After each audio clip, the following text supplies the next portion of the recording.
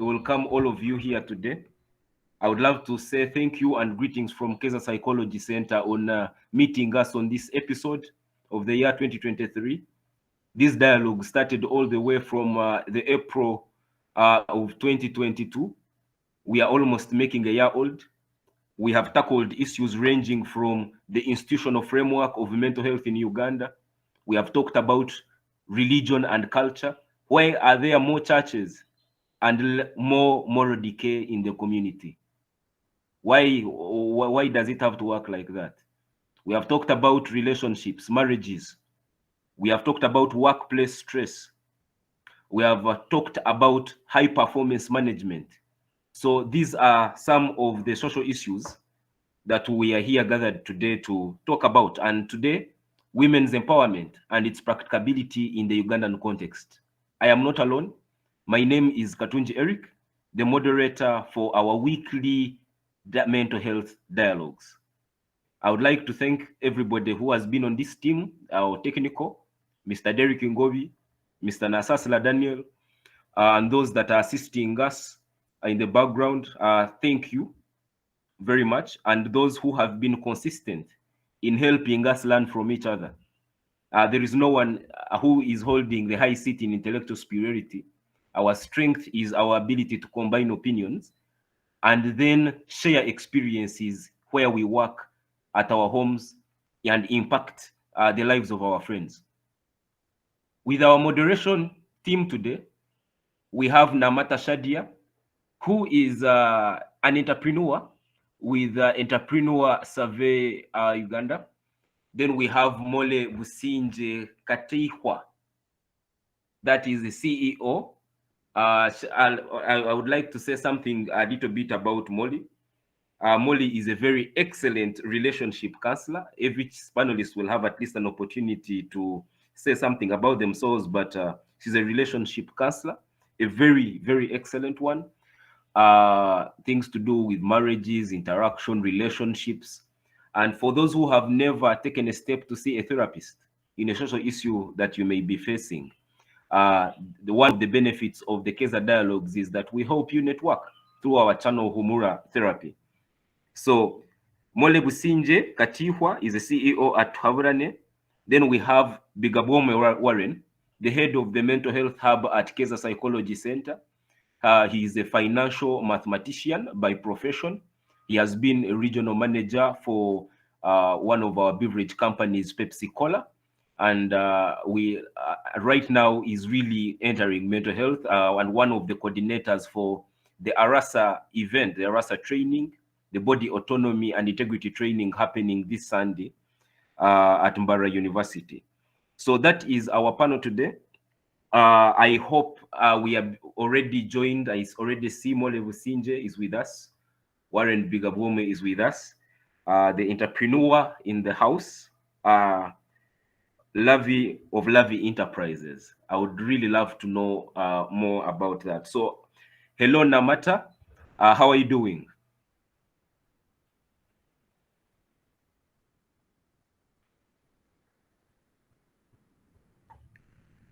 Hello, Namata.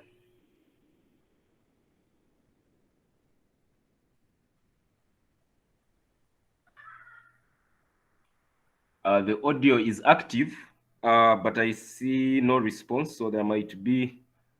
Keep checking your network. When I'm able to get feedback from you, then I will easily engage. Some of our overriding questions that our panelists will be handling are arising from the cultural context. Yes, I'm getting feedback.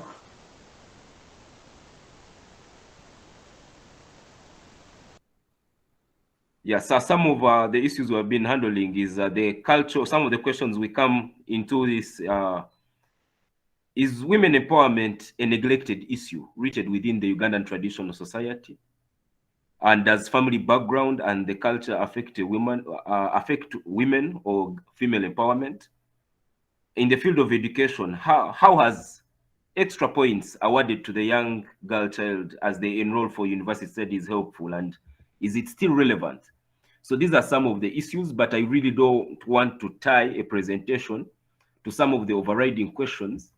As Namata's audio is getting fixed, I would love to invite Molly Businje Katihwa from Tuhabulane. You know the routine, 10 minutes for each speaker, and then we shall have a Q&A session in the 30 minutes towards the end of the show. So, Kansla Molly, this is your time. Thank you so much. Good afternoon, ladies and gentlemen. I'm very honored to be here with great minds. I hope to learn more and interact with you guys. So my name is Molly Businje Katihwa. I'm a CEO at Tuhabulane platform, where we cultivate holistic health relationships, promote family health, impact life skills and principles. I'm also a midwife. I'm a motivational speaker. I'm a life coach and a mentor. I'm a counselor. I am married to Graham Keys. We have 3 kids. We've been married for 13 years. And I'm a woman who has refused to be an echo, but a voice in my society. I have worked to create my space in this harsh environment, and the struggle goes on. Yeah, thank you so much. So,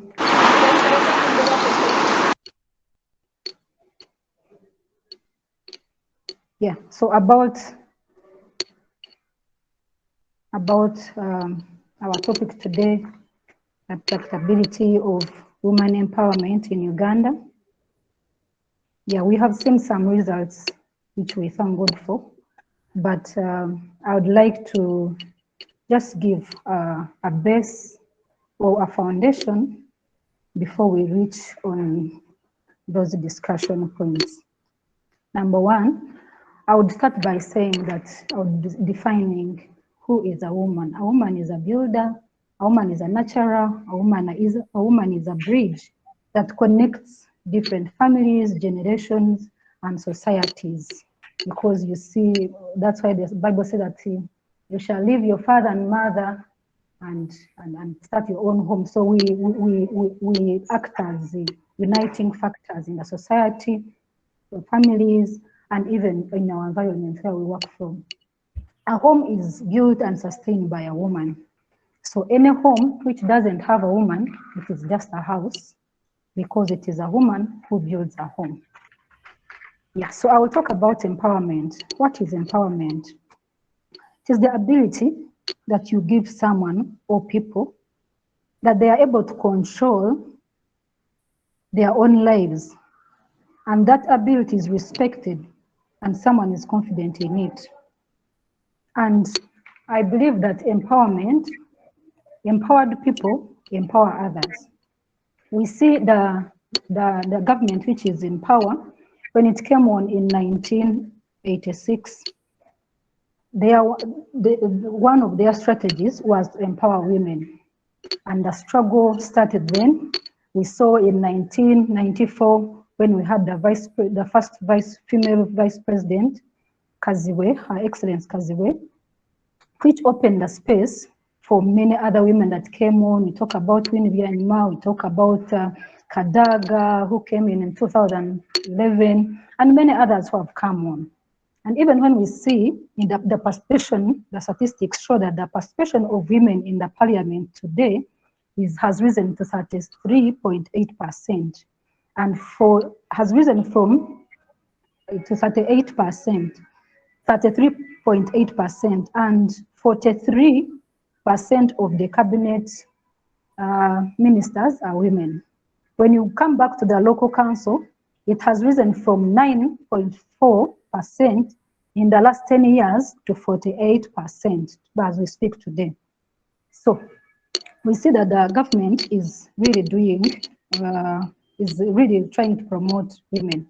But I must go back and say that when we talk about empowerment, we are not only talking about the empowering people with resources and material things. I believe that empowerment must be holistic. It must be both internal and external.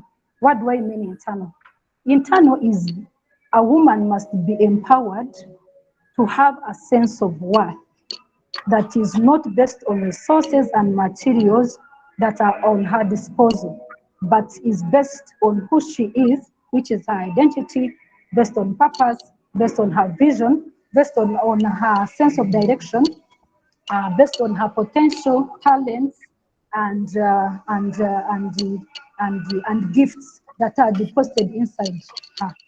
And this empowerment, it should not start from when people are grown up and they are in the society, at work, or at school.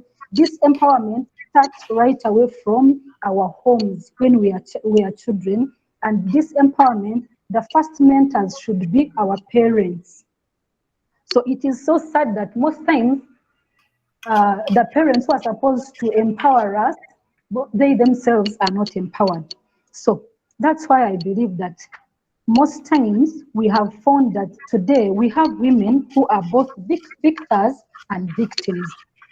We find a woman is a victor at work in the government, but when they go back home, they are victims to abuse, they are victims to tradition biases and society violence, and even victim of their background residue effects.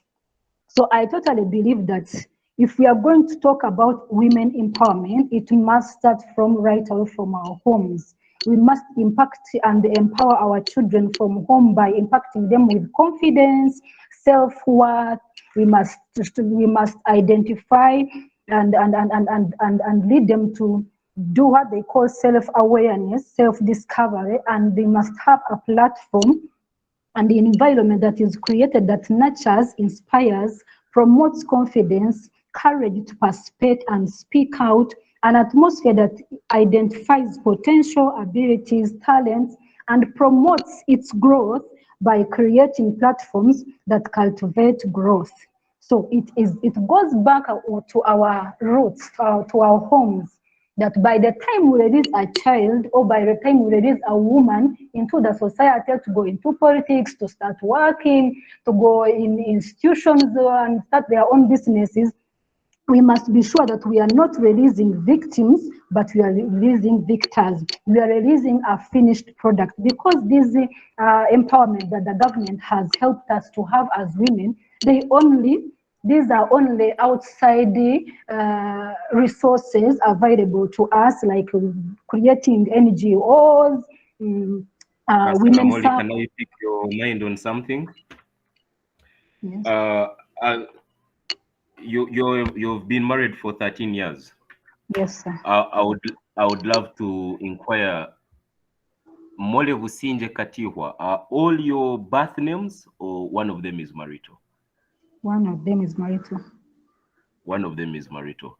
How personally, as a woman, did you feel giving up one of your name, or the union was enough to not feel anything about that? No, because I was already prepared for it, it did not make much impact on me.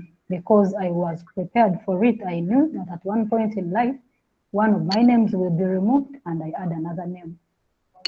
So okay, that seems not to raise a bit of an alarm, because it is from the small things that the big ones occur.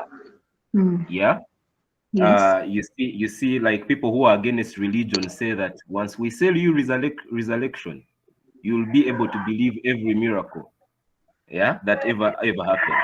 Yeah. So right now, if a woman is able, at the point of uniting these two different genders, a woman is able to give up her name, which means that there is a degree of purity. Now, you in your presentation, you kept saying self-worth.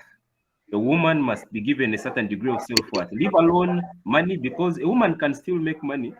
Yes. I had an experience in Kisoro. Around New Year's, I went with family. I had a family I'd never visited in Kisoro. And there is this cousin of mine. We're in the same field, finance and accounting. She's much more better. Yeah. She has made money out of it. She's successful. But then there was a family meeting, a family gathering, and she was not speaking. And I was wondering, I asked her elder brother, they are cousins of mine, asked my elder brothers, I was like, why isn't she speaking? Then he told me that this is Kisoro. She's a woman. So I have realized that women have had some sort of economic empowerment, some sort of social contribution there. They are even much better than men. They look after the family. You have said they have the power to make a home, but have been denied some sort of social political influence. Are you with me? Yes, some level of social political influence. Now, what do you have to say about that at family level?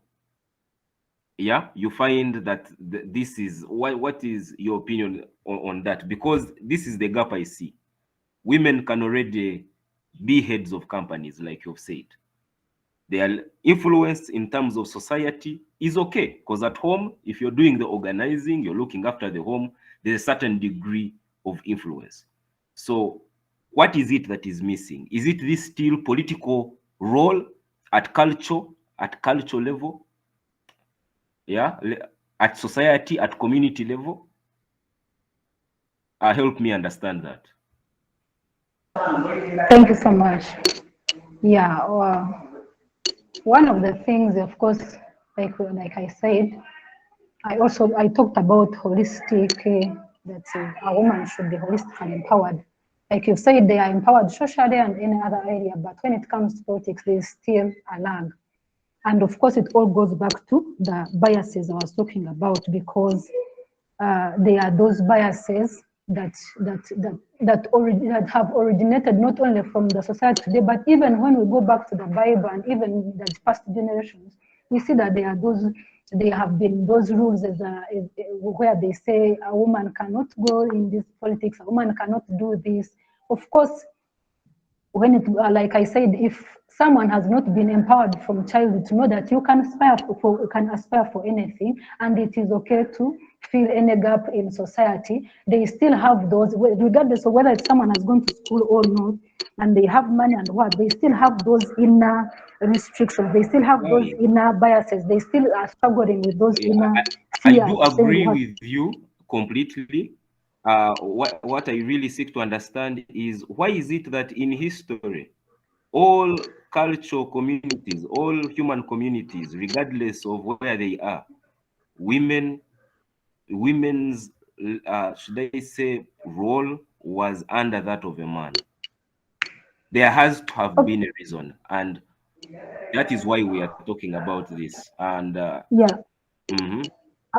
a Christian, I want to believe that it started from the Bible, where God told the woman that she would always be under the man, that all her desires would be for a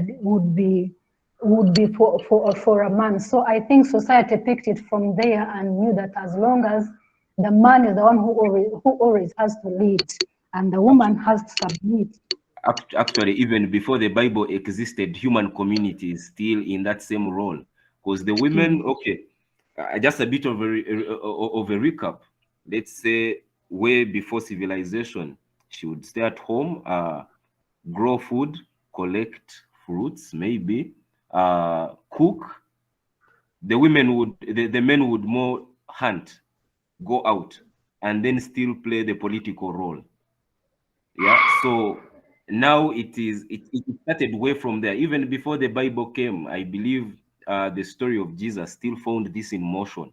So why, and does it have to change now? Do we and what is the source of that fear? What is it that women are capable of? What is it that we are fearing? Tutiachi. Yeah.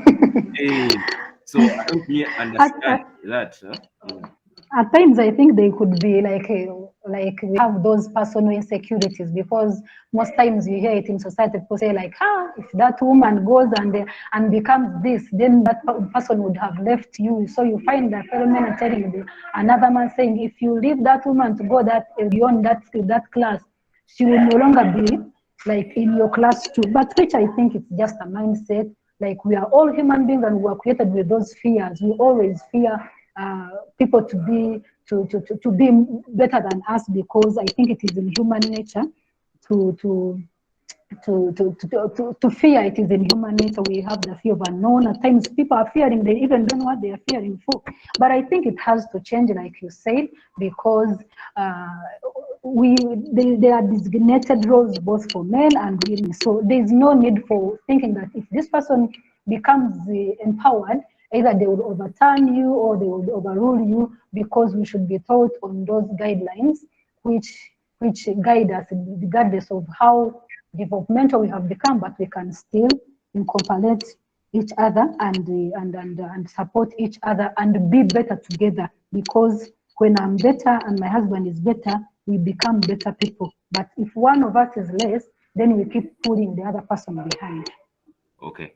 I'd like to thank you, Molly, for now. Only for now, we are going to re-engage you. I would like to bring on another panelist, and there's this question that is rising, and it's due to the development of how this discussion has gone over, should I say, the last decade. What comes to my mind, I wanted to hold back this opinion as a moderator because I'm supposed to be neutral, but what comes to my mind when they talk about self-worth, because the statement Councillor Molly has said is beyond the money, beyond the social responsibility, we want to feel that extra something. My mind pointed me to legacy. Legacy.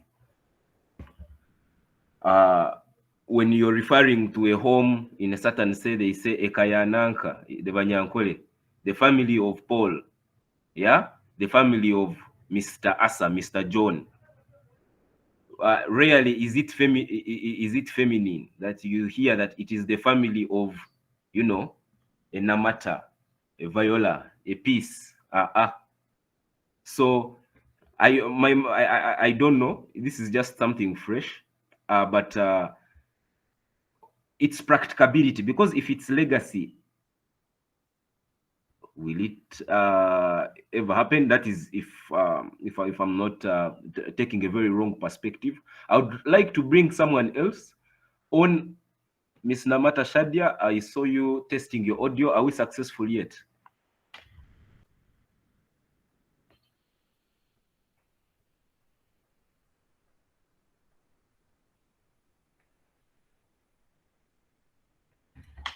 Okay, I see you have unmuted, but I can't hear I can't hear.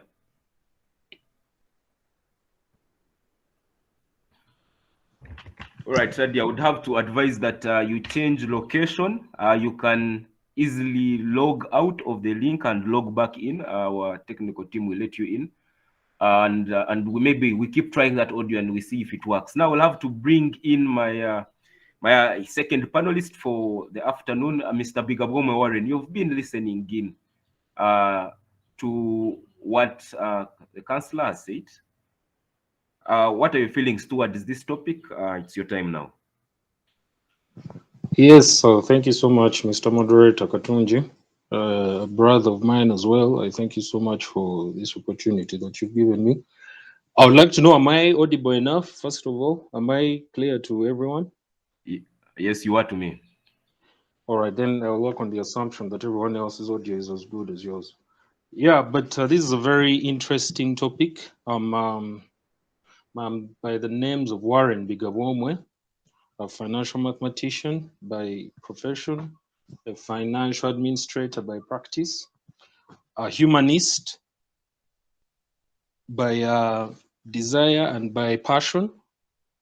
So yeah, this topic, it's one that tickles at my brain. It's one that tickles at my intellect, and it is one of the topics that I love to discuss, that I love to engage. I engage dialogue, I engage communication, I engage debate, I engage all those kinds of things, because it's through these discussions, these diplomatic discussions, that we learn, and we learn to socialize with a society that has various cultures, various genders, various people from all walks of life. So yes, I'm very, very interested in this topic. I would like to probably address some of the issues that you were talking about, where you talked about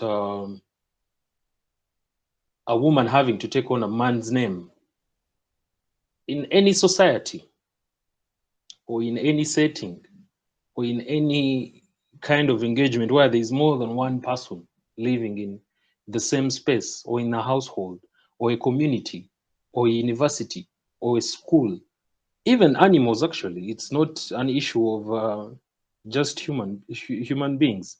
Any kind of setting where you have more than one person involved, even in heaven, when you read the Bible, there's a hierarchy.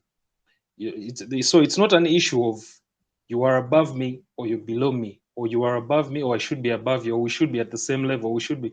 It's not an argument. It's not, I normally say, it's not a competition. It's not about competition in any situation where, you know, you're dealing with more than one being umbrellaed into the same space. It's about complementarity, because we all recognize that in society, different people have different roles. And society, especially today's society, creates a competitive kind of nature. And that competitive kind of nature breeds something within us which forces us to want to be one above the other. And yet it should be one complementing the other. Whereas I always tell my friends that I fear authority so much, because authority is one of the things that can trigger the worst kind of behavior in you. If you do not have the mental capacity or the mental, the psychological prowess to regulate authority when it has been entrusted unto you, you find that you're in a position where you abuse those that are your subordinates, or you step on them, or you become a tyrannical kind of leader. So for me, I believe it's a tyrannical, it's rather a compliment. You have to be able to complement the other person, be it above or below you. I used to manage a group of individuals when I was working in Pepsi, and they always used to tell me, you know, you're such a good guy. You're such a, some people call it being agreeable as a boss, and that is why we shall talk about that as well, whether women are good managers later on. Please remind me. But you have to be able to strike a balance. You know, you lead people and you manage situations. You don't manage people rather, and then lead situations. It's not the other way around. So we usually have all these things wrong. We have them twisted. In Runyankole, there's a saying, you will forgive me those that don't speak Runyankole here, but I'll translate for you. Ng'omukazi akaringura mukiiba yagira ati nebyihari konka nonkiza. When you translate that, it means that there were two women married to the same man, and one of the women actually saw the other naked, and she told her that, I know we usually fight and go round about this, but you're actually better than me. When you to connect that into our society, you have to recognize the power or the giftings of a man, and then you recognize the giftings of a woman, regardless of the fact that you might be at loggerheads, regardless of the fact that this person, you have to be able to separate your emotions from the truth. Say, for example, me personally, I don't believe in equality as an independent statement. You have to break that down. Empowering people. Empowering means you're coming from a position of being weaker. Do I recognize that there's some weaknesses or there are some issues, socioeconomic and traditional gender-based attitudes that are deeply ingrained in social consciousness? Yes, I do. But that does not mean that, you know, every man is invariably against women, or that society is invariably against women. Even when these rules were, by the way, formulated at the times you've been talking about, say, pre-Bible or the very beginning of time, do you think everyone in the world had the same idea? People did have different ideas, but they came up with these ideas by examining the society. Say, for example, let's say the men were in charge of hunting. In case war broomed somewhere, men were armed and sent to war to die.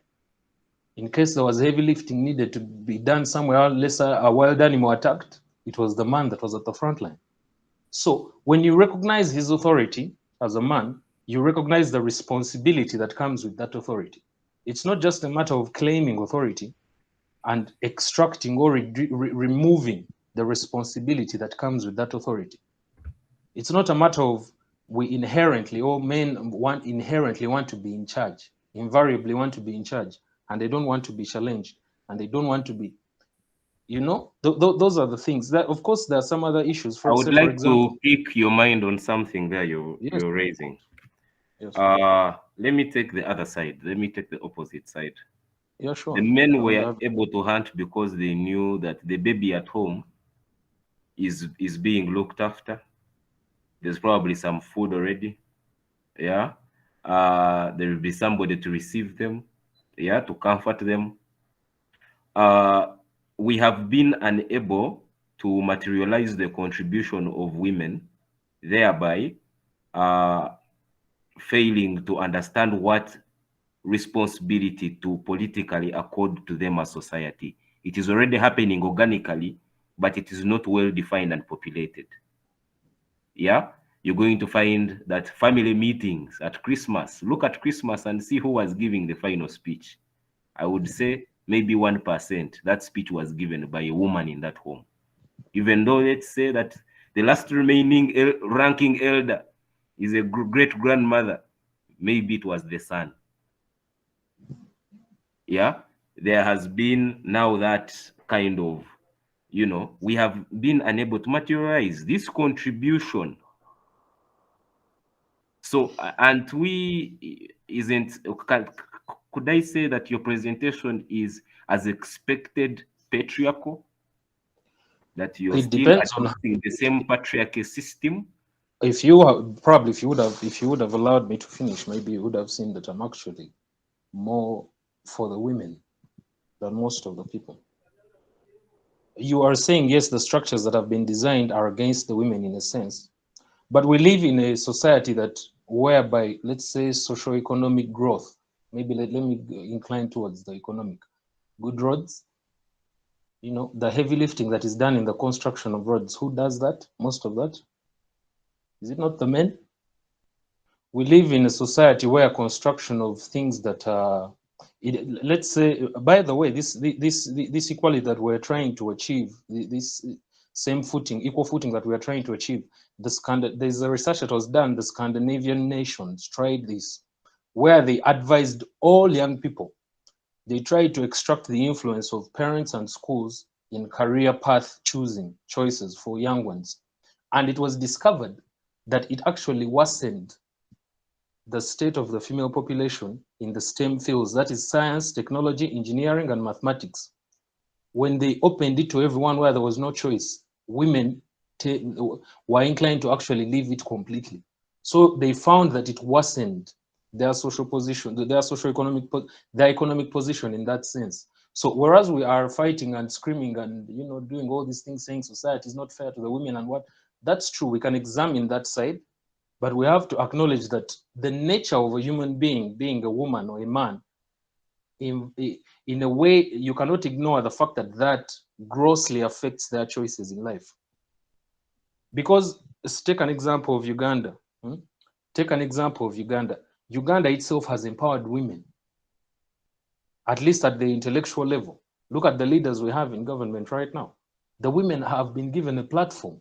The women have been given more than anything. My advice to the ladies would be, get off that habit of blaming everyone else for the incompetence that is being shown.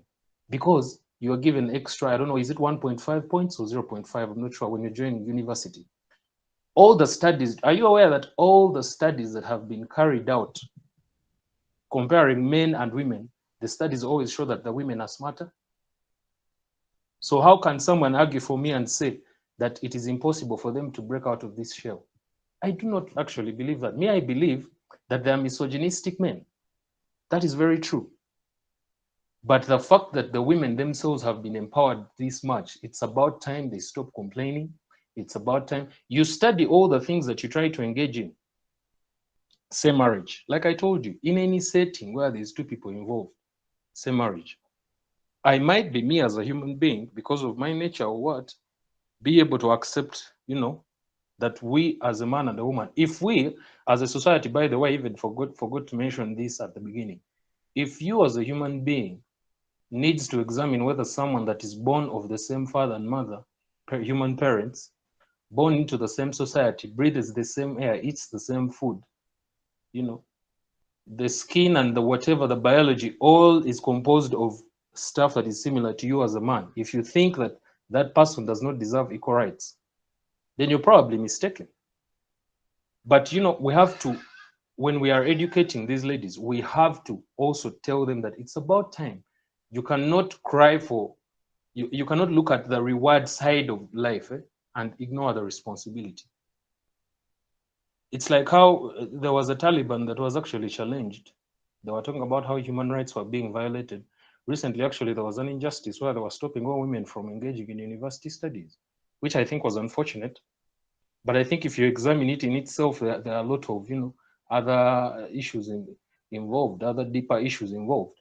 But the Taliban raised this question. I think it was Amanpour, that very famous journalist that was examining it, examining the situation, and she was questioning this Taliban and said, why don't you allow women to do all these things? Why do you always lock them up? Is it fair? And this man asked them that we don't allow women to do all this because when war is bred, when war comes up, we don't ask any woman to hold a gun. We don't ask any woman to go to the front line and fight. We go out and look for the bread for the family. We go out and toil and struggle and do all these things. So do you really think that men as men, if they were told that you can sit at home and everything would be provided for you, everything will be given to you, most of the men would refuse? Is it you that does not want free things? Is it you that does not want to be given? But there's a responsibility that comes with it. And this is what most feminists, most women empowerers ignore when they're addressing these issues. We are in a society where even gender itself is being attacked now because they realize the severity of this situation. They're trying to eliminate gender altogether. Maybe that way they can push for crazy ideas and crazy things. All right, thank you very much, Warren, for that position. And we are, as our conversation today is developing, I've had our counselor come in, Mole Businja, and he was like, regardless the socio-economic benefits or progress we have made in the past 20 years, we can still do better in, you know, women still need to feel that self-worth. I raised the question, which he hasn't responded to yet, but we shall get an opportunity. What is that self-worth? Is it legacy? And, you know, if that is the answer, what the, you know, outcomes of that would be. Yeah. The social outcomes, the cultural outcomes, it would mean, you know, eliminating how many years of history is the benefit, what's the cost? Then Warren, we do the heavy lifting. Yeah, that was a bit that was a bit of a straight tongue there. The men, we do the heavy lifting.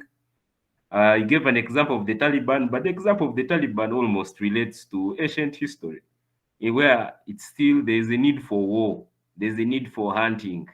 Yeah. And you see, the feminine body, this is was forced to learn. The feminine body isn't designed for pushing and forcing its way through life. Women achieve things in a much softer, silent way. Yeah, let me say softer, in a more diplomatic way. So, Katumwesije Anthony and Elijah, you're going to excuse me a little bit, and I apologize. I would really like to call on for the next 10 to 12 minutes, Namata. I think Namata, our other panelist. So, Namata, if you're ready, you can come on now.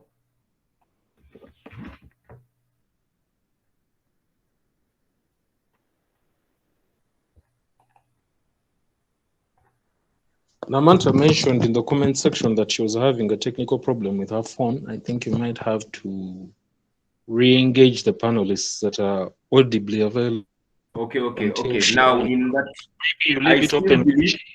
I still believe I have had experiences like this before. I think you can try using headsets. Meanwhile, at any point in the dialogue, if you can test, feel free to test and see if you can come on, and you'll still have your time. So I'm going to, in the order by which I saw some hands, I'm going to allow Elijah to speak. Then after, we are going to have Anthony, and then we have Peace.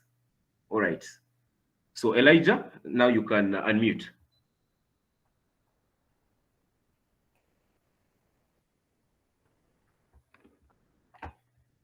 There's Hello, Eli. hello. Yeah, hello. Are you Hello. getting me? Yes, you are.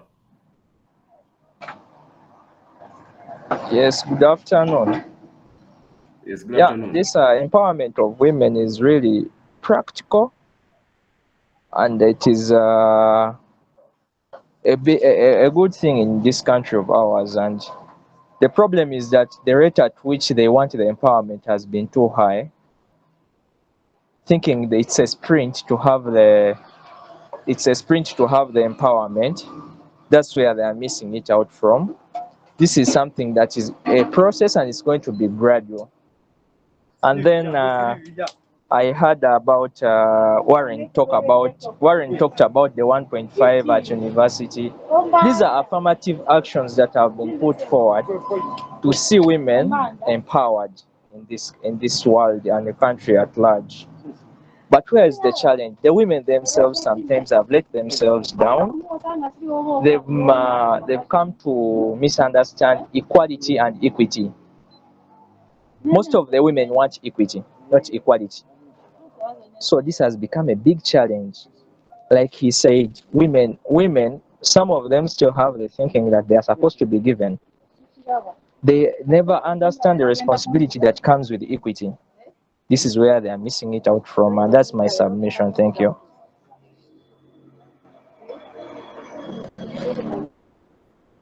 Please, Elijah, help me break down those two: equity, equality. And they one in the same, the state of being equal in status, in rights, in opportunity. So could you please shed more light on that?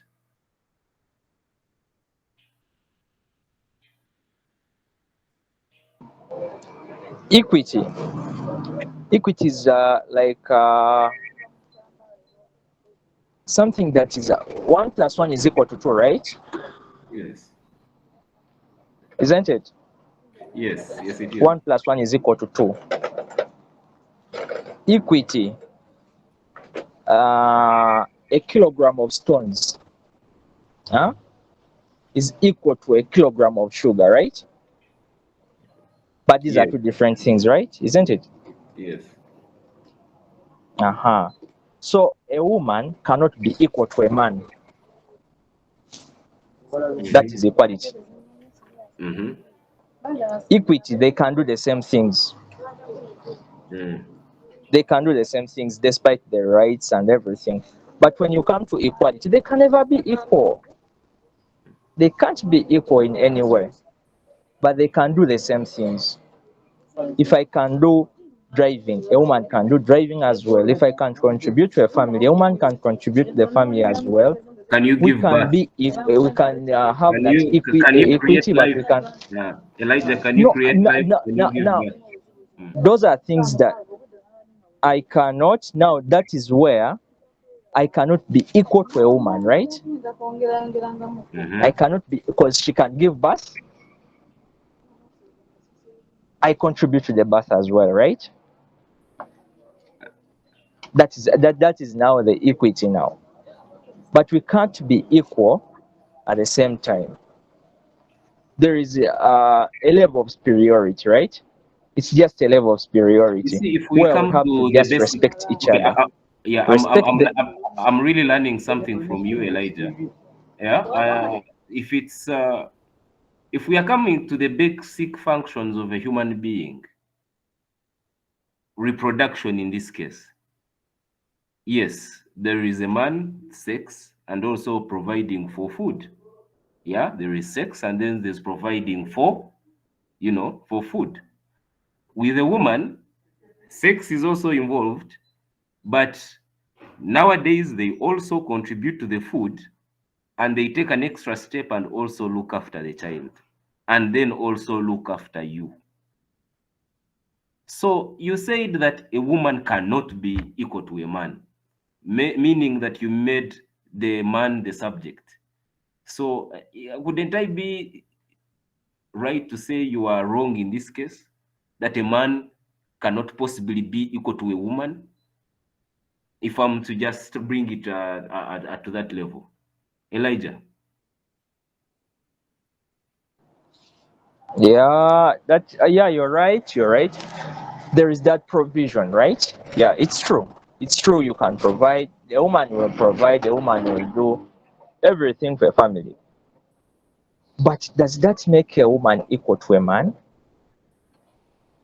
I have given four things that a woman Bwana does, Katunji. that three of which a man does not do. Mm. Yes. Yes, exactly. That is equity, but you cannot be equal in such a way that there is that level of superiority given to a man. Okay.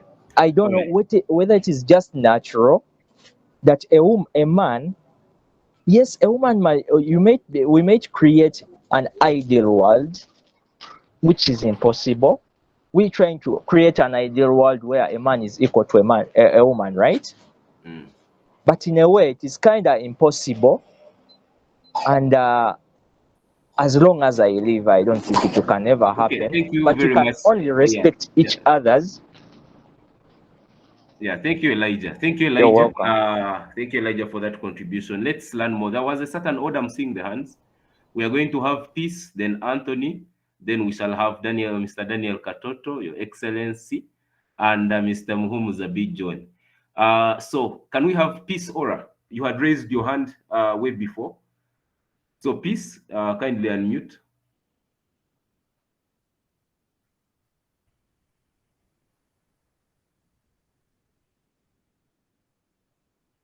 Yeah, Peace, you had raised your hand earlier on. Then can we have Katwe CJ Anthony? Eric, Yes. I would like to have some opinions from ladies because now we are men and we are discussing about ladies and the women are here. They're not saying anything. We want to understand to them what empowerment means. So I will not indulge into my opinions until it would be much better if I hear opinions of ladies, what they think, how they should be empowered, how we are not empowering them. So that's what exactly that I think should happen now. So when you talk about equity and equality, equity is about making sure everyone gets what they need. Means that everyone gets the same opportunities. But you have to be very careful about what they call equality of outcome. You can only have what they call equality of opportunities, but not equality of outcome. That means that if I, a man, am sent within a battlefield to maybe do some fighting, I will do fighting, maybe it might be much lethal than what a lady is. But if you expect a man and a woman to perform the same way, that is now berserk. So that's what we cannot achieve. We cannot achieve equality of outcome. And we all have to be careful about equality of outcome. That's equality of outcome is what has led to the rise of LGBTQ and these transgender stuff. Now it's not based on truth and scientific evidence. Equality of outcome comes out like this way. It means that my feelings are way beyond the truth. I might feel that today I'm a boy, and tomorrow I might say I feel I'm a girl, and you're not, because you want to make me comfortable, you have to say yes, you are a girl. So we have to understand exactly when we're talking about equality and equity. So when it comes to equality of opportunities, I'm 100% for that. But when it comes to equality of outcome, I'm 100% against it, because even if we sit in the same class taught by the same teachers, we cannot always have 100%.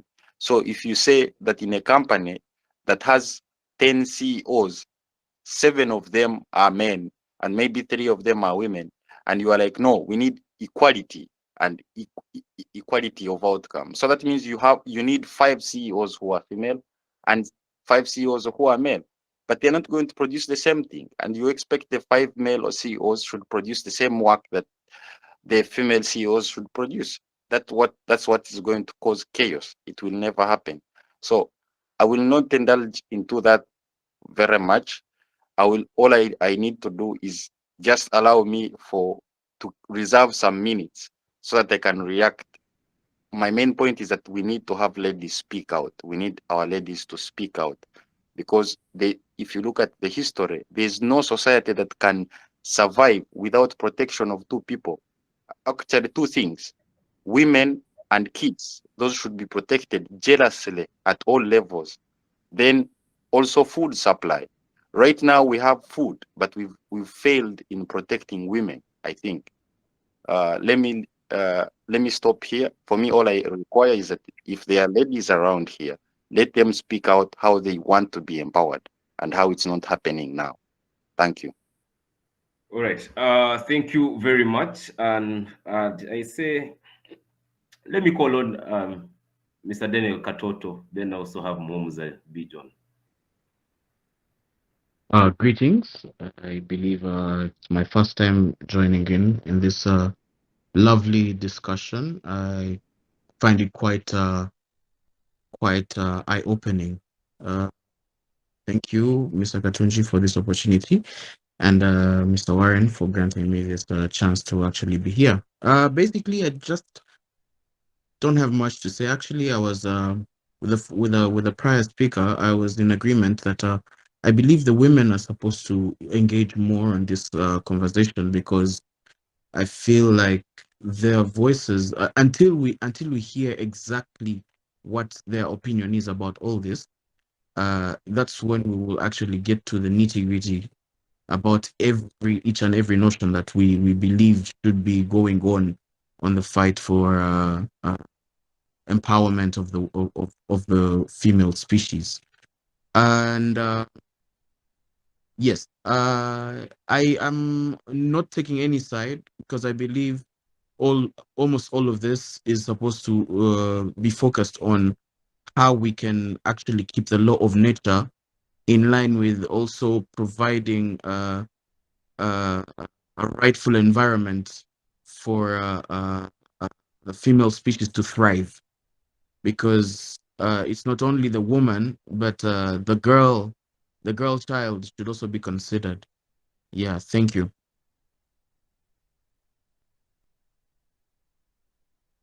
All right. Thank you very much, Mr. Daniel Katoto. Mr. Elijah, your hand is still up, but I'm going to call Mr. John Muhumuza. Thank you very much, Eric, for the opportunity, and thanks to everyone that is listening in. I am grateful for the opportunity. Now, I am going to note a few things.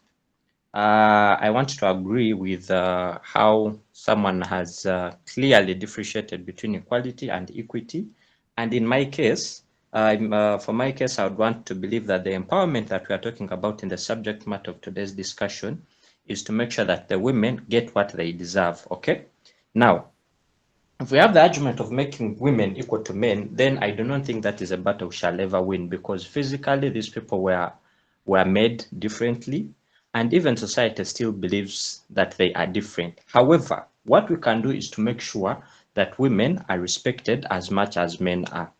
For example, we need to appreciate that women can also inherit property. We need to make sure they are given opportunities on tables to discuss. They should also have a say in how families are run. And that brings me to a point of agreeing with Warren that if we are talking about empowerment, we are talking about women being able to complement men in society and in homes. In that, if we have both husband and wife working, there is nothing wrong with a woman contributing towards fees of the home. Previously, that was unacceptable. The woman's job was to raise children and leave everything else to man. But if we are to look through how many people still do hunting, how many people still do manual labor, we realize that society is changing and most of the work men can do. And I would want the word most to be noted. There are things men still do that women cannot do, and vice versa. But we need to realize that most of the work today that men do, women are also in position to do. And so if the opportunity is there, and if we've really thought through, then they should be granted the opportunity. Also, I want us to acknowledge that the empowerment process is going to be a marathon and it is not going to be a sprint. Eric, you raised an issue of cousins, I think in Kisoro or Kabale, where they still believe women do not have a say on the table. I believe this is a matter of time. You see, with our elders, these are not people you want to pull ropes with. You're going to have an issue. But time is going to come when those people are not going to live, I would expect that those who have gone to school nowadays and know how important this is, they grant opportunity to women to also be able to rise up, have say. And then lastly, before I forget, Eric also raised an issue of how homes are still known because of the heads of the family. They'll say so and so's name. In most cases, that's going to be a man. And I think that should not be an issue. But let's say the woman has built her own house. Whose home is that going to be? I believe it's supposed to be time that we acknowledge. If it is a woman, say she's a single mom, she did not get opportunity to be with a husband, then they should similarly recognize the home in her names and everything else. I want to thank you all, and good day. Thank you very much for that submission. And I don't know whether it's thank you for leaving us with a little bit of more questions. If a woman builds her house, whose home is that going to be? Because the conversations around the relatives will be, find a man, get a child. What is the use of all this you've put up? If a woman dares to say that, me, I want to be a single woman and I want to live my life like that, then society lacks a way in how to define her. But whose home is that going to be? Because Mr. Moderator, yes. maybe you could complete on that point, and then maybe allow me to give a scenario that will most probably clear the air for most of the issues that were being raised about equality and equity, respectively.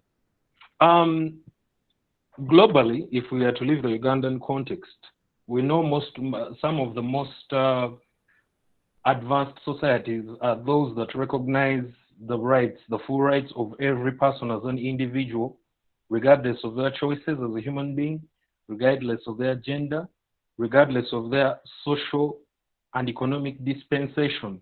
They enjoy some rights by mere fact or by virtue of the fact that they are human beings. And we can all agree that the United States is one of these societies, right? Now, recently there was an argument about, I think it was in 2019 or 2020, where the women's football team staged a protest about equality. Now, I would like you to listen to some of these statistics and look at how huge an issue you are dealing with and how flawed some of these arguments about equality can sometimes be, depending on what you define as flawed or depending on what you choose to program your mind to see equality and equity as. So the men's team essentially makes more money than the women's team, but the women's team is more popular in soccer in the United States because they've won two consecutive World Cups. I think that's the term. Consecutive World Cups. So they won 2 consecutive World Cups, but the gross income that the men's World Cup creates in, globally was 400 million, and that of women was 30 million. The women's prize money, the men's prize money is 38 million, and the women's prize money is 4 million.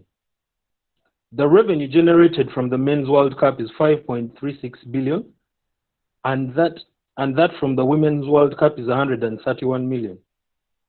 So the women in the World Cup of America, in the 2 World Cups that they won, though that is the one in Canada and the other in France, generated, I would like you all to pay attention to these statistics because they're going to be very, very important for the argument.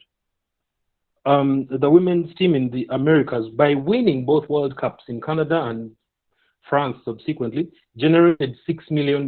That was the prize that they took home in America. And the men's team in the recently ended 2022 Qatar World Cup, by just making it to the group stages, generated $13 million. So you can see this is someone that didn't even make it to the final, second quarter or semis or what, but they generated more money globally than the women. And then the women argued in court that they ought to have equality, equal pay. And now the men have to split the 13 million with the women. So there hasn't been a World Cup for women this year, rather last year, but they're going to they made 6.5 million from the men's sweat. So essentially they made more money from the men's World Cup than they did from the 2 of the World Cups that they actually won. You see? So they were generating 2.5% of the total revenue that is generated, but they wanted 50-50%. So men toiled for 97.5%, but then they were required to pay 50% to the women. Now, when you examine this, of course, popularity in the USA for soccer women is higher. But globally, soccer is a global event if you're engaging in things like what? Engaging in things like the World Cup. So you realize that women as an issue, when they raise this as an issue, you find that the equal pay when it comes to things like soccer has nothing to do with men or women. It has to do with the fact that the men's sport generates more income because it's watched more. Recently, we had a very thrilling World Cup final. All the reposts were, I would even see women. I can bet that 90% of the women here cannot even name 3 female footballers. But if I were to task them to name 3 male footballers, even those that are less interested in football, somehow they'll give you a Messi, a Ronaldo somewhere, a Maradona or a Pele somewhere. So Mr. Warren, yes, please. Wouldn't we say that because we have been in charge, most of the outcomes of the world today, including the world wars, the 2 of them, the good and the bad, have come in precedence because men have been in charge. And I was getting some mixed feelings in this discussion. I do see some ladies, I don't see their hands up. That is it possible that we won this discussion at the day they were born? That time at home, for some of us have sisters, siblings, that moment at home whereby the boys can watch TV, but you come to the kitchen and cook. The boys can play up to late in the evening. I think you're touching a very sensitive issue when you bring it in the context of war. Recently, we had a video that was going around where a woman was being battered by fellow women. I think Brittany Cole was her name.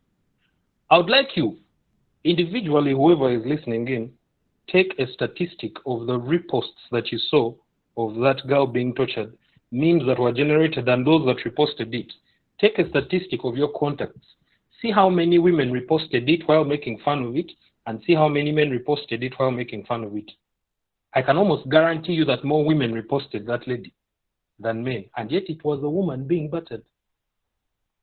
So some of these issues that are generated by society and inherently, in a way blaming men for the problems of women, to me do not make sense. This movement that I was telling you about of the women, that was the equal pay that was demanded in the USA, they created a march for women. There were only men in that march who tried to show up and support them. The streets were empty. The streets were empty. So because because I think of the vocal dominance of men in certain fields, because when they choose their footing, one, they recognize when someone is better than them without necessarily attaching feelings to it, without necessarily inclining to the emotional beat of it. So some of these issues that we raise in the chase or in the pursuit of equality rather than equity causes us to miss the real problem. Like I told you, all the studies that have been carried, just a minute, all the studies that have been carried out about the smartness of men and women comparatively, where they've done a comparative study between men and women, the study always shows that women are smarter. So I do not understand how they are failing to achieve this empowerment in quotes that they are trying to advocate for or trying to push for. Thank you. Yes, Anthony. So I'm just going to be a little bit harsh here. So what I know is that if we talk about equality and women empowerment, we should hear women speaking to us why they are not feeling empowered. Because we are at an era whereby a woman can choose to destroy or make a man. Because let's assume that you've pregnanted a girl. If you are a boy, you are mandatorily required to be responsible. But however, let's assume that the lady wants to abort. Maybe she will or she will not, and you will not say anything about that. So we shall leave that double standard the way it is. But imagine that a lady assumes and takes, she's like, I want to give birth, even if you want, even if you don't want. You will have to pay for it. She will not give you a right of saying, since I told you to abort and you refused, then that means I do not want to take right in terms of paying, like child support and all of that. But we shall not go into that.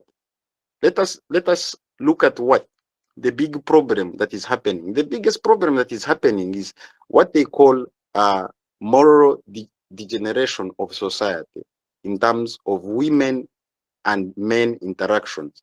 Right now, women have made it easier for men to survive because now, as a man, you are judged by the amount of money you have and by the size of your penis. Let's say it like that. Then after that, if you have a lot of money, you can have as many women as you can in Uganda, not very far in Uganda, in our country. Then if you also have, like, you are naturally gifted, you also have many women. How about this? That's let's give it 1% of male or men in Uganda. How are they supposed to survive? I mean, don't you think they need attention from women? Don't you think they need to be loved as well? Let's assume that that's what it is. So this 1% of male that has it all, let's say has it all, has a right, according to access from women, to do whatever they want with the women. They pregnant them, they become irresponsible and all of that. That happens. And we don't say anything. We do not make women responsible because our societies are meant to protect women. I think they've been designed like that for long, to protect women. So now we don't complain. Men don't complain about that situation because men will say, oh, all I need is money. Then I dig deep myself down until I get the money. When I get the money, I start being a hoe as well. But that's not a male's problem, you understand? Because women control what men buy. Women control what men like. Because look at what men are fighting for. They are fighting for their families. My wife and kids. That's the main point of these men in NASA and somewhere just carrying luggages. They are all fighting for women. You understand?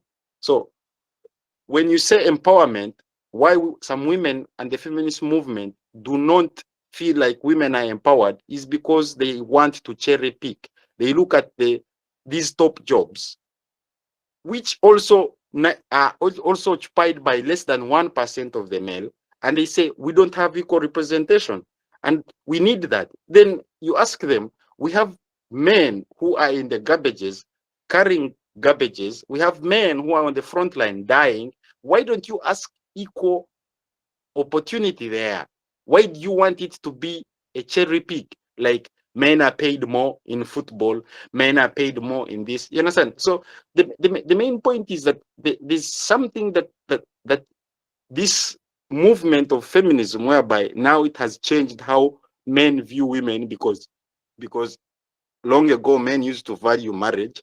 But why should I get married to a woman when after 2 years we are going to divorce, and any divorce with her means I lose my property, which I've worked for a number of years, and I again have to pay her or pay for the kids and everything. So we have to understand and accept that much as we want to empower women, but also women have destroyed the family. Okay, no, I wouldn't say all women. I would say there are some few incidences that have destroyed the idealism of the family structure. But we all have to understand, we all have to go back and lay back and understand, how do men react when they see women?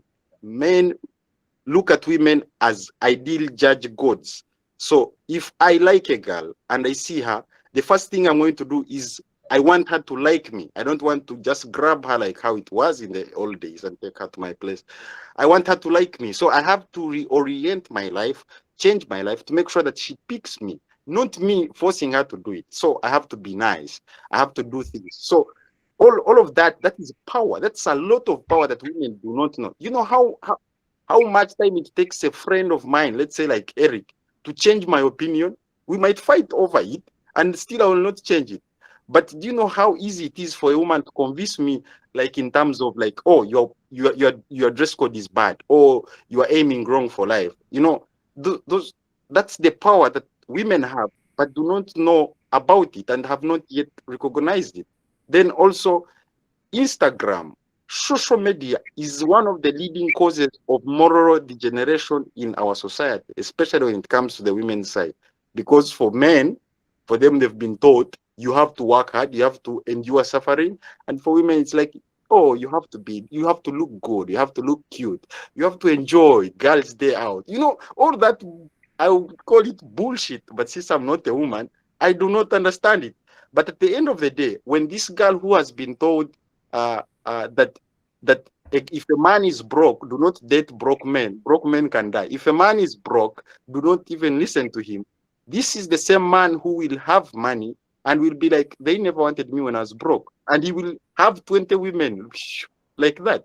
And that's one of the 1% that manages to have them. Then at the end of the day, he's damaging people, not only himself, but also these women. And at the end of the day, everyone is like, men, men, men, men, men. But we forget how to make women accept and take responsibility. The main point is that our society is putting a lot of pressure on men in terms of how to when it is like a village family, I can accept. But now we have a lot of modern families coming up. And you have women being motivated by, like, he has money or he's good in bed. Those are things that don't matter to men. No one cares about that. A man never cares about a woman's money. You understand? Because we all know that's where even the saying comes from, that a man's money is our money and a woman's money is her money. You understand? So we don't care about that. The main point is that we cannot do that, and at the same time we are the same people being portrayed as a patriarchal system that is stepping on women. Well, we need to understand, we need lines clearly drawn on how women want to be empowered, and they also need to be responsible on how they are destroying the societies and culture. I will have to stop here for now. Yes, Anthony. Yes, Casimir Angela. Yes, please. Angela. There's Angela. Hello, everyone. Hello. Hello. Am I being heard? Yes, 50% I can hear you. I think that this discussion is mainly based around responsibility.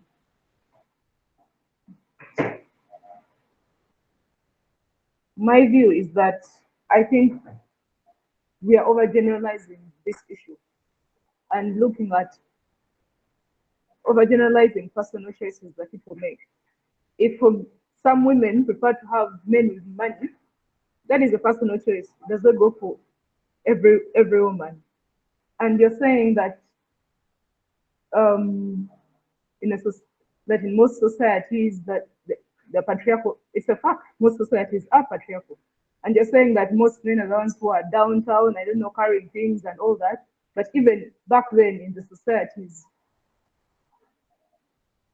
in the cultures and societies where were highly patriarchal, there were still those men who are laborers. So you cannot say that is something that has started right now. It has always been there. There is a difference between class and systems and money and all that, and it being a gender issue. A gender issue should just look at the difference in the ways men and women are treated in this society. It must be a nice thing that the only thing men care about is money, and I don't know how good they are in bed. It must be a nice thing to only care about those two things. But us as women, there's so many things that we care about and concern us if they just cannot be two things. And for me, I want to look at the gender disparity, starting from our homes generally. Yes, you can, when you look at when you look at statistics around how many girls, let me say, have sat for PLE compared to men who passed, who did not, all that. Yes, you look at all these results, but then at those, if you start from PLE comparing the numbers of girls up to the time they reach campus and into the workspaces, just a general thing, and how many of them, if you follow them from primary school, how many of them actually get into the workspaces? You'll find that many compared to their male counterparts. Yes, you argue about the 1.5. I think the 1.5 is a reasonable affirmative action that the government took. Why? Because me as Angela, I didn't need the 1.5 to get into university. I didn't require it at all. And I'm speaking from a point of privilege, because the schools I went to, the spaces I was in, they propelled me to not need the 1.5. But we are looking at the girl child in the village schools who are underserved, whose parents look at them as just a source of income. They're married off.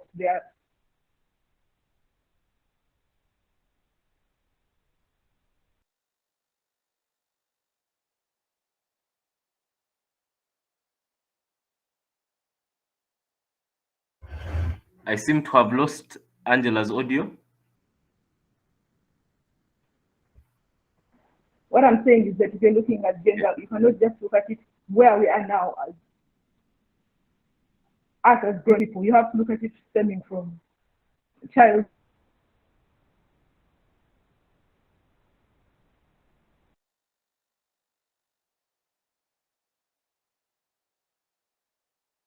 Who is making the decisions? Yes, we are saying that there are many male CEOs.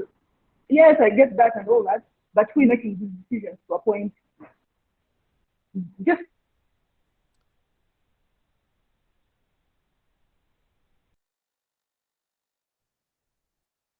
Eric.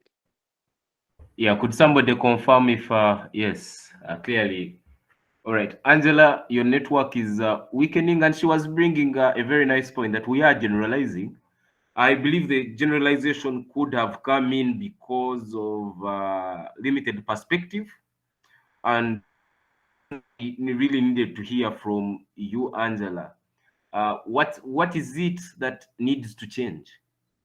However much I can try to project some of these things from your window, yeah, from your window into the world.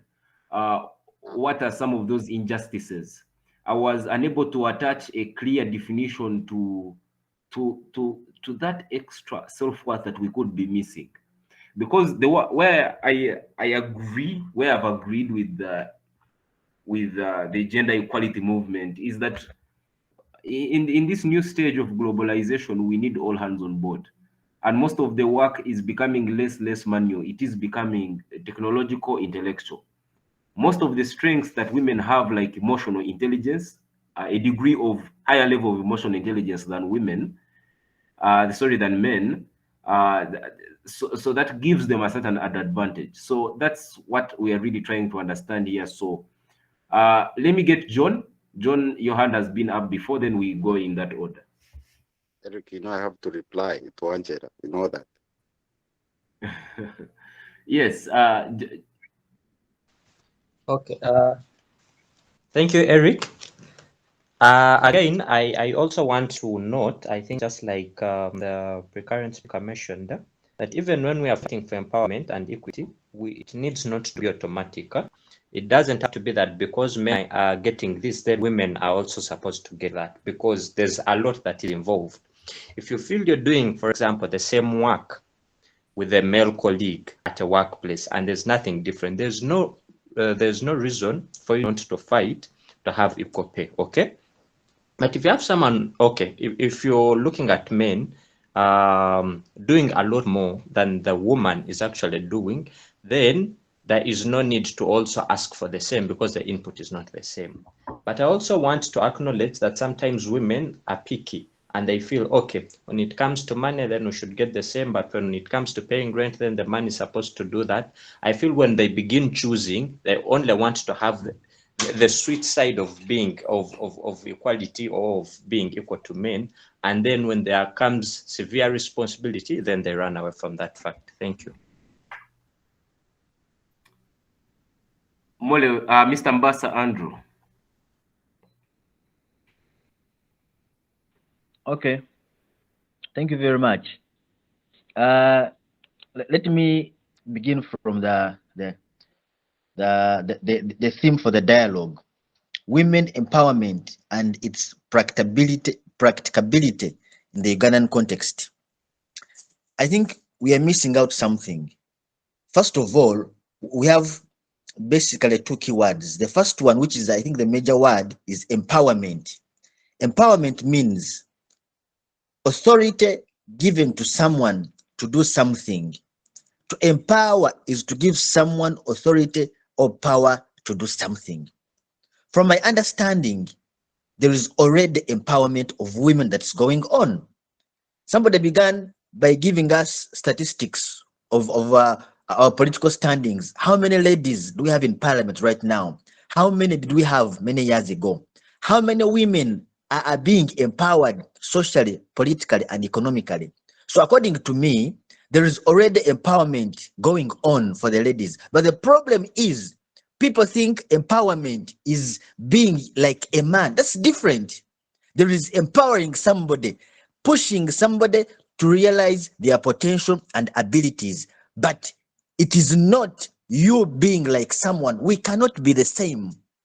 So I feel, according to me, there is already empowerment going on. So, but I would like to put emphasis, all this must begin from the family.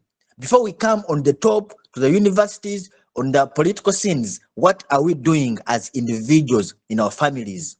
How are we running our families? What privileges are we giving our daughters and our sons? As men, are we responsible? As ladies, are they responsible? What roles are we giving our daughters and our sons at home? Remember, before we look at the nation on top, the smallest unit of the nation or community or society begins in the family. Thank you very much.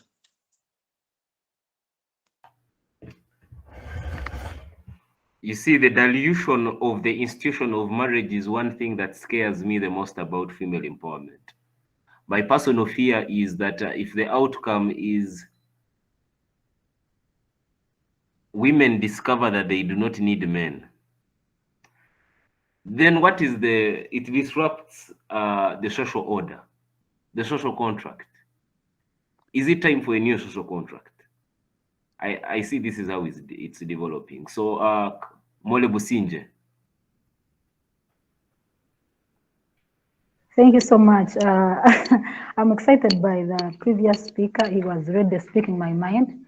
Me as a person, I've been a girl before and I'm a woman now. I think we are missing the point.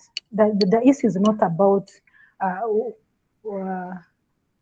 I can say that according to me, I even see politically, women have been given all the platform they need to thrive.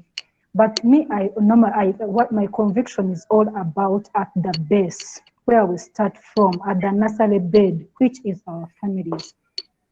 We come from broken families, and broken families produce broken people. And those broken people the cycle continues.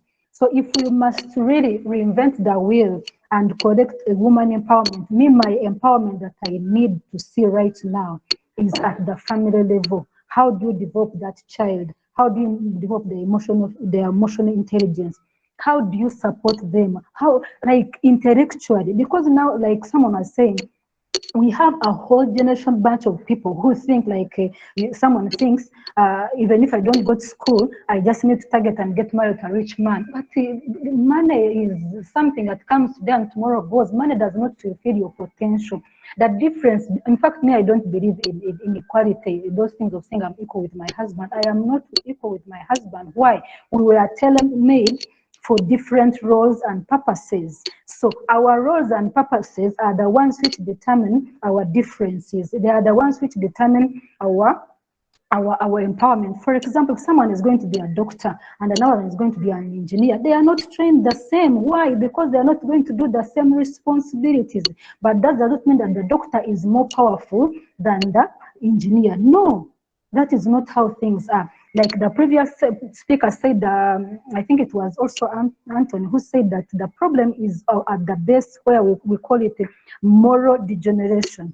we have lost the value, we have lost the real principles concerning how things are supposed to be done. Because we can never be equal with men and they can never be equal with us, but we are supposed to complement each other regardless of our potential and our roles and support each other. If like now, for example, I remember when I was a girl, what did I need as a girl? I needed protection. I needed guidance. I needed someone to put confidence in me. I needed someone to identify my potentials, my abilities, and align me in that purpose, which I missed. As a woman now, I'm married. What do I need from my husband? I need his support. If he knows I'm good, like for example, like now the career I'm taking, public speaking and all those things, I need his support. I need him to push me. I don't need him. I need him to when I say I have an opportunity like this, I need him to be there and support me. I need him to understand my aspirations, to understand what I desire for. If someone is tailor-made for politics, let them go for politics. If another person is tailor-made for catering, let them go for catering. It does not mean that all opportunities are in the government. So this is what I see. Empowerment is basically about the emotional level. Are you supporting that girl child that you have at home? Are you encouraging them to aspire? Because you might have someone who has potential, but if that potential is not identified, supported, and you create a platform for them, that is why people end up getting frustrated. Someone feels what they feel inside is different from what is the reality outside. So you must cultivate and dig out that potential of the girl child and even the women and create the platform that will help them succeed. Emotion, we talk about intelligence. If someone is academician and they are into the area of studying and becoming, you guide them and create platforms, get them mentors. If someone is emotionally, what women need, they need support, they need encouragement, they need affirmation, they need uplifting words that can help them step on waters. Because naturally, how God created a woman, we fear, there's that inner fear of inability. Like how you were saying, Mr. Katumba, it came away from a long time ago. We even don't, we can't say it came from here. We don't even know where it degenerated from. But what do we need? People in the society, we don't need people to accuse us, because when you see Mr. Katumba, you're talking about you fear marriage because of broken marriages. When a marriage breaks, who is the first person they blame? It's a woman, even when the woman has done everything to the point of submitting to abuse, violence, being beaten, all those things. But they will do what? They will accuse a woman. And even when they break, they will encourage a man to marry in the next 5 minutes. But let the woman marry after 1 year, they will say the society will be upon them. So you were asking, how can we change it? Change starts with us. We are the society. Us who are here, we are the society. If I go to my home and change, and you go to your home and change, then tomorrow we'll have a better society. But if we all continue contributing to this, that means this cycle will not be broken. That is why the government has done its part. But now the problem goes back to the society. How do our fathers, how do they value girls? Is our society changed? At school, everywhere, how are you viewing your people? When you're creating opportunities in your home for your boys and girls, do you have that, they call it what? I've forgotten. Like, are you giving others more and others less, or you're creating the same opportunity? When I talk about physically, we have seen that the NGOs are there, governments are there, initiatives of different companies are there to support people. But you as a father, you as a mother, you as someone in the society, at your workplace, at the boss, are you creating, if the company says that they're advertising for these people, are you creating the same qualifications for competitions, or you're saying there are those you're going to pass behind and just put the papers as a face, but when you know that they are qualified? So if we're talking about empowerment, let's put things, the empowerment starts from inside. Emotionally, physically, spiritually, how does someone view themselves? Because if I don't have personal worth and identity, even if you give me 10 million right now and say go and set up a company or something, that money will die within 1 month, because I do not have the emotional capacity to sustain myself through challenges. I don't know how to conflict manage. I don't know how to face challenges. I don't know how, if I am next to a neighbor and they abuse me, how I'm going to compose myself and say, regardless of the challenges, I can go on. So those are the challenges I see. That the challenge is no longer about the government. Let's remove the biases from the societies, because like Mr. Katumba was talking about, the societies are in our, the biases are in our families. Our brothers are the ones who bias us. Our husbands are the ones who bias us. Our the uncles are the ones who bias us. Our aunties are the ones who bias us. So let's stand and remove those biases. The government has done its part, but now the core problem is at the family level. If a child comes from a family when they are a wrong product, it will continue to be a wrong product all their life. That is why we have the other time we were seeing in parliament. People were fighting in parliament, old men and women fighting in parliament, pulling microphones and beating each other. So if I'm a child of that parent and if I'm at school, I will also do strike because my father is in the parliament doing the same. The problem comes from the grassroots. The problem comes from the nursery bed, which is the family. If a tree is damaged in the nursery bed, even if it grows, it will have some crooked bending somewhere because of that scar. So if our children come from our families when have been raped, pressed down, and not encouraged, misused, raped, all those abused, seeing their parents fight, seeing the father does not respect the mom, the boys will know that that is how marriage is. The children, when they see the women is disrespecting the husband, they will know that's how the family is supposed to go. And I started by telling you that empowerment starts from our homes with the parents who are also empowered. Because if I don't have a parent who is empowered, no one will encourage me. I have some girls whom I mentor. One girl, the mother didn't go to school. So she's busy working, she has been working in a hotel. So when the child finished S6, she got good points. And I really tried to push so that they can go to campus. But because the mother did not have that vision of seeing that this child can go beyond campus and also become something, she kept on observing, and right now as I speak, the child is doing the same job that the mother is doing. She's serving in a hotel. The sister who is following her is serving in the hotel. There are 4 children. And I can tell you that even those who are still in school, they will serve in hotels. Why? Because the person who is supposed to push them to go above them, he does not have that vision, is not empowered to see that if you empower this child, tomorrow they will even take you higher. So if you want a good product in society, you must produce a good product. Thank you.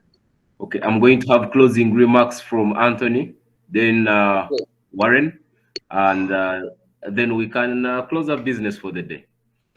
Okay. I want to thank Molly for what she has said. She has said it is not about politics or anything. Empowerment is something different, like supporting child education, supporting family structure. Yes, that is one of the best points I've had today. But when you talk about divorce, where I disagree with you is that you have to look at the statistics now. Globally, if we look at globally or within our communities, 80% of divorces are initiated by women. That's power on your side. And all the 80%, that's who initiate divorces in a family, women. Then when it goes to college or university educated women, it goes up to even 90%. So then we also need to understand the failure of the family structure. What does it mean in terms of being well oriented as a woman to be able to, what is the end goal? The end goal is you want a meaningful life, a happy life, whereby you have a husband and kids. But we also need to remember what they call responsibility when we are doing that in all our roles. One of the few female speakers, she said it's a personal choice for a lady to either go for money or not go for money. Yes, it's a personal choice, but at the same time, you don't do personal choices and not be responsible. You understand? At the end of the day, if you go for money and they use you, why do you come and still blame men? You understand? That was your choice. Most women will blame men, even if their choices are the ones that led them there. Wrong choices. So when it comes to what I know is that we all understand why men refuse to share their cars with women. And it is not that it is men would share their cars with their friends because they know if my friend gets my car damaged, he will have to pay it. But if it is a lady who gets it damaged, it is very, very difficult for that lady to own up her responsibility and say, I got it damaged and I'm going to repair it. It's at the same time, because you are a man, you are supposed to take the upper hand of being a gentleman. You're supposed to say, no, it's okay. You fucked up my car, but it is okay. Go home. You're a woman. You understand? And to me, I don't agree with that. You understand? I think we need to hold more ladies to responsibility, and so that they understand their role. Because if we give them free passes always, that means they are not going to understand what it means to be responsible. If we only hold men responsible for the errors that they do, if you marry a wrong woman, you're going to pay child support and you're going to lose half of your property, but the woman might not lose a lot and she will get remarried. So all I'm saying is simple, is that we need to say what we need to do what Mode said. Remove social biases, elevate family structures to be able to accommodate empowerment of women, and also look at our school systems as well. But at the same time, we also need to understand the moral degeneration of what society is going through with the increasing trends of social media, with the increasing use of these so-called, I don't know, influencers and all of that. At the end of the day, these people become, they tarnish the image of women, and they, at the same time, they are mentoring a lot of young ladies who want to be like them. I want to be like Shiba Karunji. Who's Shiba Karunji? Oh, she doesn't have kids because she doesn't want to get married. And what does she lack? Nothing. You understand? So she says, I'm not going to be a slave of a man. And then you ask your question, we have 45 million people. 15 million people are married. Are they slaves? You understand? That's the question we should be asking Shiba. You understand? If she says that she doesn't want to be a slave of a man. Madame Molly is married. Is she a slave? She's not a slave. But imagine women, young kids who are following her. They think that marriage is going to be slavery. But these are the things we need to teach women, especially young kids, girl child, to be like, yes, it is important to enjoy your life, but you have to also know that the same gift that you got is the same gift that you need to give back to, and you give it through a family structure, which protects you, protects the man, and protects the society around you. I'm not going to say more about this, but all I'm saying is that the more we increase the women who have reached these upper positions, these good positions, to be responsible and be able to account for their mistakes, the better we shall have to raise, or we shall be raising those who are looking up to them. If we hold women on top, responsible, without favoring them that they are women, then I think we shall have a better society. Thank you. Yes, Warren. Yes, thank you again, Mr. Moderator, and everyone that has presented. I'd like to specifically thank Ms. Kansemire Angela for that submission, where she attempted to isolate incidental issues, or rather, we should try to explain on the perspective of isolated issues, not just generalizing. And I would like to thank Molly for her submission, for her input, and the other ladies that tried to contribute to this dialogue. Personally, as I give my closing remarks, I grew up in an arguably traditional family, according to the things that my parents believed in, the things that they attempted to instill in me. I might not have gotten that much education about the distinct sexes and their roles, but being an observant child, or being an observant human being, I noticed some things. Anyone that knows me personally, there are a few here on this platform, know that I am a very liberal person when it comes to responsibilities in the setting of a family. For example, people here know that I am a good cook. The few girlfriends that I've had in my lifetime can tell you that I cooked almost 50% of the time we were together, if not 70%. And yet, in a sense, I used to also provide for my girlfriends. So for me, whereas society might dictate some things from the very onset of life, whereas the small community of a family might dictate some things, whereas there might be some mindsets that are instilled from childhood, everyone, or rather most people now, have access. I believe everyone on this platform has access to education, has access to internet, has access to knowledge. Even if you grew up from the most poor family, you have mingled with people in society, whether you're a girl or a boy. Pick a leaf from the people that you have studied with. I studied from a school called St. Mary's College, Kiswahili, called SMAC. When we would arrive, there was a culture. We were undertaken through something called Chimeza, where they would call us and sit us down and tell us that you have come from Mbarara, you have come from Kampala, you have come from Lira, you have come from northern Uganda, some of you have come from Tanzania. We appreciate the diversity of cultures that are in this place, but we have a particular way we handle our things here. We do not run well on compound. We do not eat with our hands. We do not put on unpolished shoes. We do not wear unironed shirts. We do not keep uncombed hair. We do not. So you understand that the fact that we were being mingled together, we were told that you might have some beliefs where you come from, but please, this is a society where you're expected to behave a certain way. So in a sense, as an educated society, there are some debates that we ought not to have by virtue of the fact that we are elite, we are educated, we have some understanding of life issues. So that being said, I'd like to thank everyone here. And I would also like to say that most men in our society, the traditional and in quotes, want submissive wives, but they don't want submissive daughters. So there's a double standard when it comes to men. I want that which is not originating from me, which does not come from my loins, to submit to me. Then that which I consider as my kin, as my child, to be at the same or equal footing with their husband, should they choose to get married. I've had some parents even say to their own daughters, you don't have to get married. You know, you can stay here, you can. And there are pressures in marriage. I do not neglect that. But we live in a comparatively competitive society. And you have to appreciate your duties.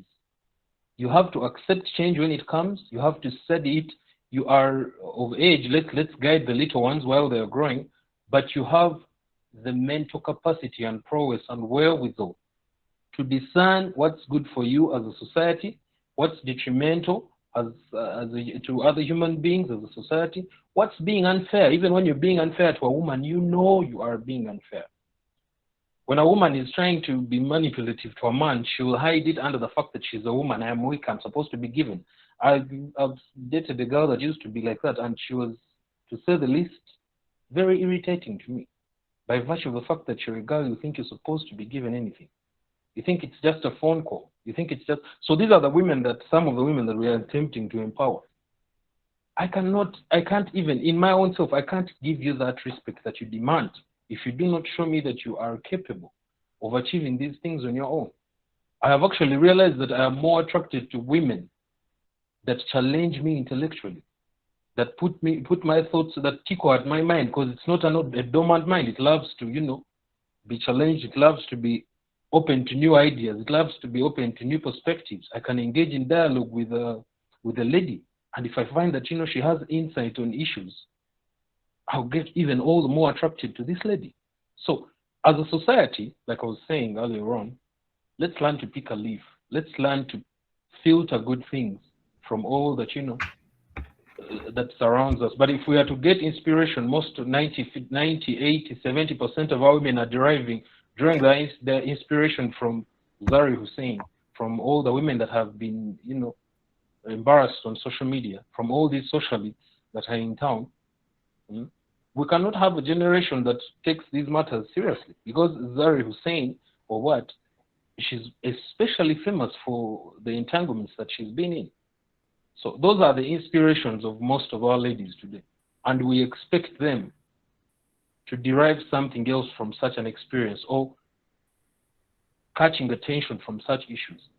The girl will give you a list of all the Netflix shows, a list of all the trending things on TikTok and WhatsApp and what have you, all these other social media platforms.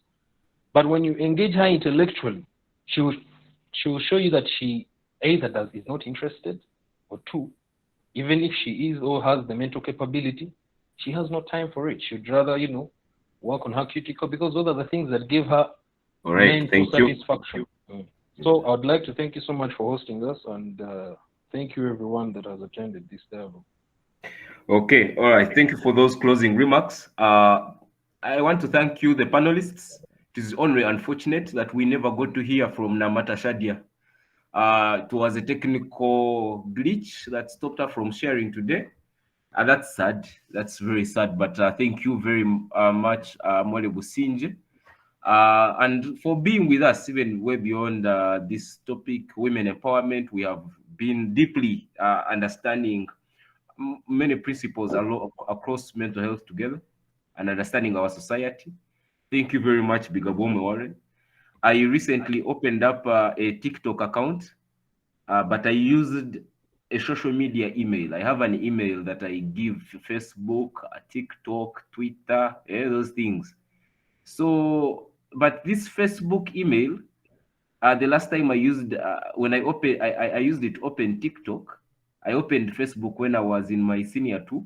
You can imagine what I spent most of the time or was doing on Facebook. That was looking for girls my age, 100% of the time. So the algorithm still had that. So I opened my TikTok and guess what? I'm getting these unstoppable videos of 22-year-old 22-year-olds, 20-year-olds, 18, 17-year-old girls slaying. Okay, literally, this is what my algorithm is giving me. You know, those videos of, dancing, and you can really see from Anthony's presentation, the students of Shiba Karunji. Yeah, and I would like to see that as more responsibilities being devolved, and as culture, as society is getting shaped up, I really hope that what I am seeing on TikTok is not the future image of women.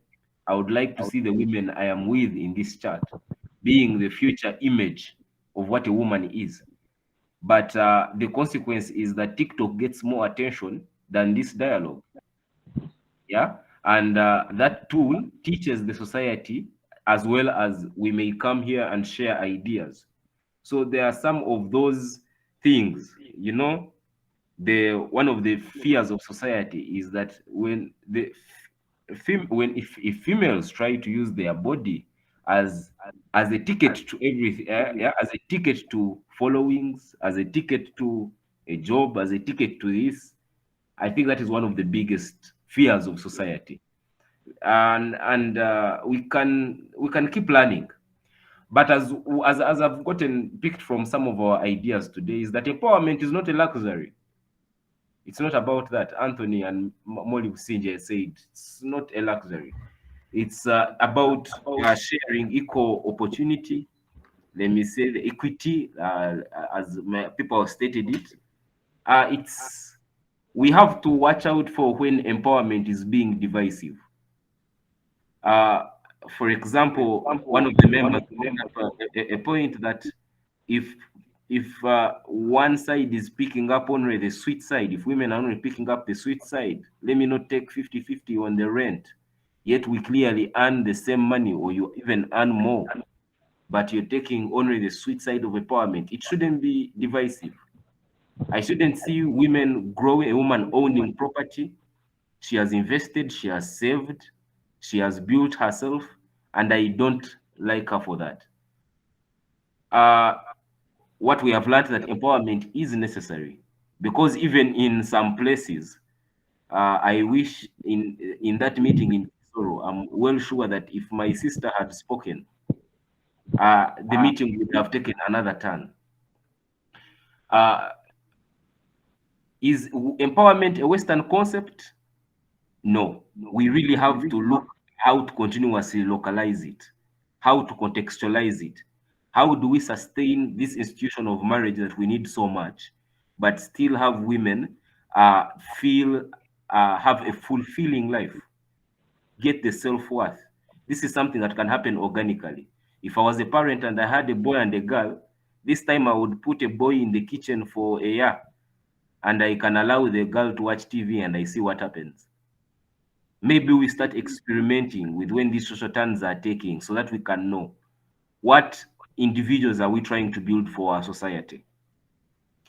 And I think the parents, just like Mr. Mbasa has said, have a very big role in that to play.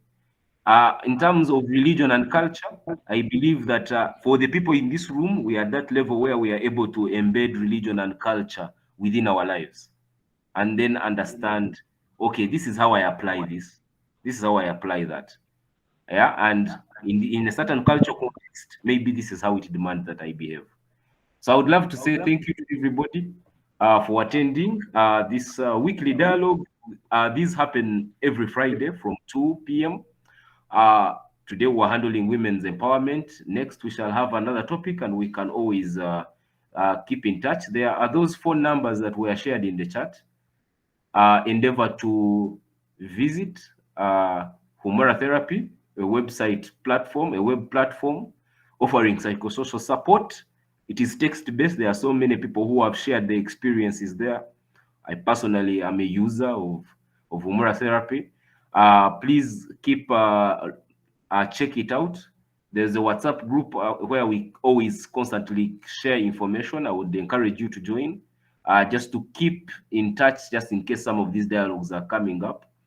To the participants, Anthony, we're having Elijah, Peace in the comments, and others. And I would like to thank everyone, Angela, for being with us this afternoon.